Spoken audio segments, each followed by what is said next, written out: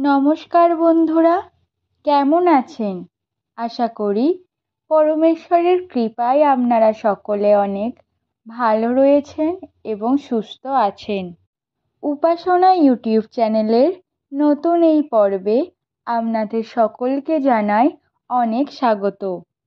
আজ আমি আপনাদের জানাবো আগামী 2025 সালের জুলাই মাসের 18 তারিখ শুক্রবার যাদের নামের প্রথম অক্ষর ইংরাজির এস কিংবা বাংলার দন্ত স বা তালব্য শ দিয়ে শুরু, তাদের দিনটি ঠিক কেমন যাবে, রাশিতে তাদের কি পরিবর্তন আসবে, ভাগ্যতেই বা ঠিক কীরূপ পরিবর্তন ঘটবে, কি পজিটিভ এবং কি নেগেটিভ ঘটনা তাদের সাথে ঘটতে চলেছে।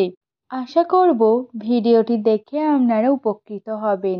সুতরাং অনুরোধ রইল ভিডিওটি সম্পূর্ণ দেখুন, কারণ কোনো অংশ বাদ চলে গেলে আপনারা অনেক গুরুত্বপূর্ণ তথ্য থেকে বঞ্চিত হবেন। এবং ভিডিও চলাকালীন এই বিষয়ে কোনো মন্তব্য থাকলে তা অবশ্যই তা নিচের কমেন্টে জানাবেন। এবং আপনি কোথা থেকে দেখছেন এবং আপনার শুভ নামটি অবশ্যই কমেন্টে জানাতে ভুলবেন না।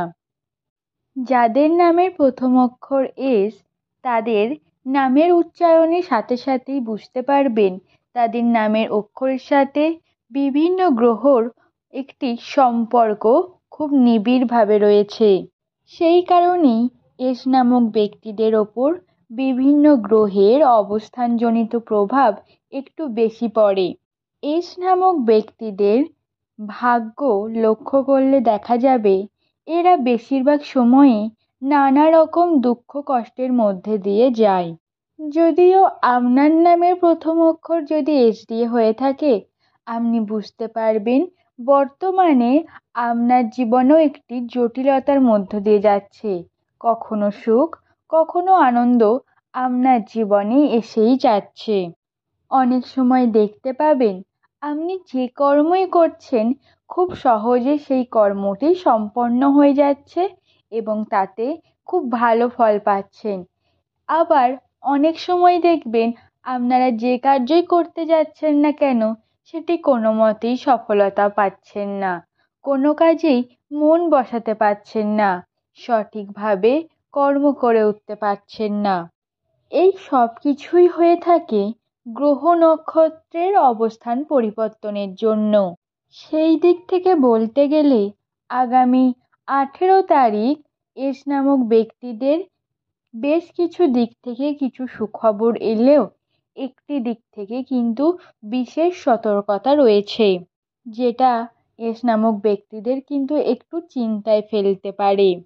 বলা যেতে পারে আগামীকাল দিনটি এস নামক ব্যক্তিদের ঘুরে দাঁড়ানোর জন্য একটি অন্যতম বড় দিন।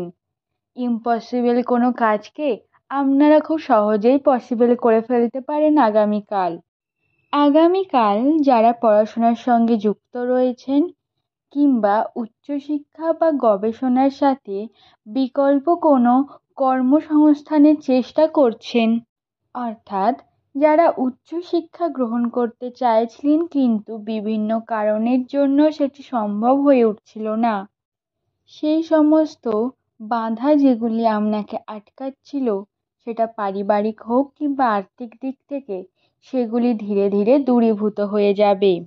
এবং যে সমস্ত ব্যক্তির পড়াশোনা কমপ্লিট হয়ে গেছে এবং একটি ভালো কর্মসংস্থানের সন্ধান করছেন, তাদের জন্য বলি আপনাদের কিন্তু বেসরকারি চাকরির বিভিন্ন রকম সুযোগ খুব শীঘ্রই আসবে, কিন্তু আপনাকে সেগুলিকে একটু খবর নিতে হবে এবং সন্ধান রাখতে হবে, নচেত কিন্তু আপনার হাতে হয়তো চাকরি আসবে, আপনি জানতেও পারবেন না। সব দিক থেকে চোখ কান খোলা রাখবেন। এবং যারা বিভিন্ন সরকারি চাকরির প্রিপারেশন নিচ্ছেন তাদের জন্য বলবো বর্তমানে যে সমস্ত চাকরির পরীক্ষাগুলি হচ্ছে সেগুলিতে আপনারা নির্ভয়ে ফর্ম ফিল আপ করতে পারেন। একটা বড় চাকরির সম্ভাবনা কিন্তু রয়েছে, তার জন্য বিশেষত আপনাদের পড়াশোনাটা মন দিয়ে করতে হবে, কঠোরভাবে পরিশ্রম করতে হবে। এছাড়া যে সমস্ত পর্যটন শিল্পর সঙ্গে যুক্ত তাদের জন্য বলবো, বর্তমানে আপনারা কিন্তু বিশেষ কোনোরূপ আর্থিকভাবে উন্নতি করতে পারবেন না। আপনাদের বিনিয়োগটাই শুধু হয়ে যাবে, আপনাদের তেমনভাবে কোনো সহযোগিতা হবে না।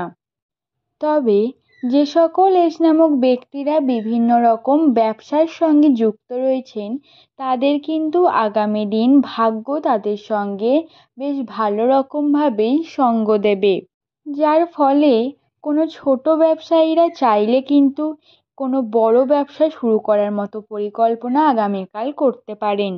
তবে অপরদিকে যে সমস্ত চাকুরিজীবী এস নামক ব্যক্তিরা আছে, তাদের কিন্তু বর্তমানে আপনাদের পদকে স্থায়ী রাখার জন্য একটু সমস্যায় পড়তে হতে পারে।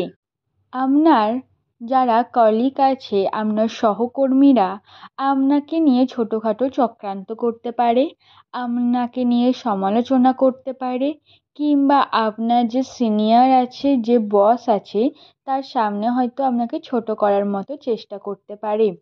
সেগুলি থেকে আপনাকে একটু সাবধানতা অবলম্বন করতে হবে। এছাড়া আপনাকে চেষ্টা করতে হবে যাতে ছোট বড় কোনো ঝামেলার মধ্যে আপনি না জড়িয়ে পড়েন। এগুলোকে একটু আপনাকে স্থায়ী করে নিজের কথা ভেবে কর্ম করতে হবে।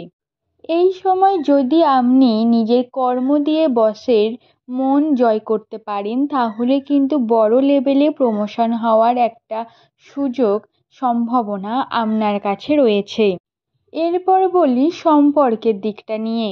আগামীকাল যে সমস্ত এস নামক ব্যক্তিরা বিবাহিত রয়েছে এবং যারা প্রেমের সম্পর্কে রয়েছে, তাদের কিন্তু সম্পর্ক আরও মজবুত হবে, সম্পর্কে গাঢ়ত্ব আরও বৃদ্ধি পাবে, নিজেদের মধ্যে আন্ডারস্ট্যান্ডিং বৃদ্ধি পাবে, একে অপরকে আরও বিশ্বাস করতে বুঝতে চেষ্টা করবেন। এছাড়া যে সমস্ত ব্যক্তিদের মধ্যে সম্পর্ক নিয়ে ছোটোখাটো ভুল বোঝাবুঝি, মনোমালিন্য রয়েছে, সেগুলি ধীরে ধীরে দূর হয়ে যাবে। আপনি বুঝতে পারবেন আপনার মধ্যে তার কতটা দরকার রয়েছে বা সে আপনার জন্য কতটা ইম্পর্টেন্ট। এই গুরুত্বটা আপনারা ধীরে ধীরে বুঝতে পারবেন এবং সম্পর্ক আরও ভালোভাবে গড়াবে। এছাড়া যে সমস্ত অবিবাহিত এস নামক ব্যক্তিরা রয়েছে, তাদের জীবনে কিন্তু প্রেম আসার সম্ভাবনা রয়েছে বিপুল পরিমাণে, নতুন সম্পর্ক তাদের জীবনে আসবে। সুতরাং আপনারা যদি আগের কোনো সম্পর্ক নিয়ে চিন্তিত থাকেন, তাহলে সেটিকে ভুলে গিয়ে নতুন সম্পর্ক নিয়ে সুখে থাকুন এবং নতুন সম্পর্ককে নিয়ে নতুন জীবনে অগ্রসর হন। তবে যে বিশেষ সতর্কবার্তাটা বলবো বলেছিলাম, তা হলো আগামীকাল আপনাদের গ্রহে রাহু এবং কেতুর অবস্থানের জটিলতার কারণে আপনাদের স্বাস্থ্যর দিকটায় একটু হানি ঘটতে পারে।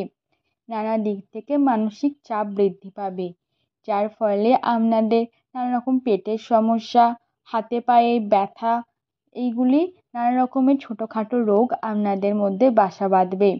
তো সেগুলির জন্য আপনাকে একটু সাবধানতা অবলম্বন করতে হবে। আশা করব ভিডিওতে বলা প্রত্যেকটা কথা আপনাদের বোঝাতে পেরেছি। আজকে এই পর্যন্তই। যদি ভিডিওতে বলা কোনো কথা নিয়ে আপনাদের মনে কোনো সন্দেহ থাকে, তাহলে তার নিচের কমেন্টে জানাবেন, এবং যদি আরও এই বিষয় নিয়ে কিছু জানতে চান, তাও কমেন্টে জানাবেন। চেষ্টা করব পরের ভিডিওতে তা আলোচনা করে দেওয়ার। আজ এই পর্যন্তই। নমস্কার, সকলে ভালো থাকবেন।